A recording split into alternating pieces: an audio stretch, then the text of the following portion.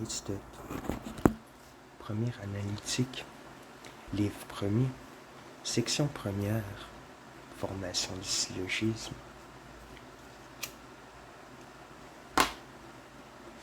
Chapitre 2, conversion des portions absolues, c'est-à-dire exprimant l'existence sans caractère de nécessité ni de contingence. Règle de la proposition universelle négative, de l'universelle affirmative, de la particulière affirmative, de la particulière négative. Exemple à l'appui des 4 règles. Section 1.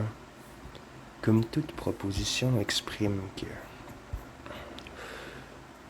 la chose est simplement, ou qu'elle est nécessairement, ou qu'elle peut être, et que, dans toute espèce d'attribution, les propositions sont ou affirmatives ou négatives, comme, de plus, les propositions affirmatives et négatives sont tantôt universelles, tantôt particulières, tantôt indéterminées.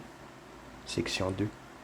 Il y a nécessité que la proposition simple, universelle, privative puisse se convertir en ses propres termes. Par exemple, si aucun plaisir n'est un bien, il faut nécessairement aussi qu'aucun bien ne soit un plaisir. Section 3. La proposition affirmative doit aussi se convertir, non pas en universelle, mais en particulière. Si, par exemple, tout plaisir est un bien, il faut aussi que quelque bien soit un plaisir. Section 4. Parmi les propositions particulières, l'affirmative se convertit nécessairement en particulière, car si quelque plaisir est un bien, il faut aussi que quelque bien soit un plaisir. Section 5. Mais il n'y a pas de conversion nécessaire pour la proposition privative. En effet, si homme n'est pas attribuable à quelque animal, il ne s'ensuit pas que l'animal ne soit pas attribuable à quelque homme. Section 6. Soit donc d'abord la proposition universelle négative AB.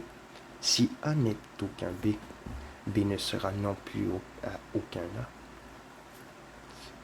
Car si B est à quelque A, par exemple à C, il ne sera plus vrai que A ne soit à aucun B, puisque C est supposé être l'un des B. Section 7. Mais si A est à tout B, B sera aussi à quelque A, car s'il n'était à aucun, A ne serait non plus à aucun B. Or, on a supposé qu'il était à tous. Section 8. Même conversion pour la proposition particulière. En effet, si A est à quelque B, il faut nécessairement aussi que B soit à quelque A. Car, s'il n'est à aucun, A ne sera non plus à aucun B. Section 9. Enfin, si A n'est pas à quelque B, il n'est pas nécessaire non plus que B ne soit pas à quelque A. B, par exemple, est animal et A, homme, car homme n'appartient pas à tout animal, mais animal appartient à tout homme.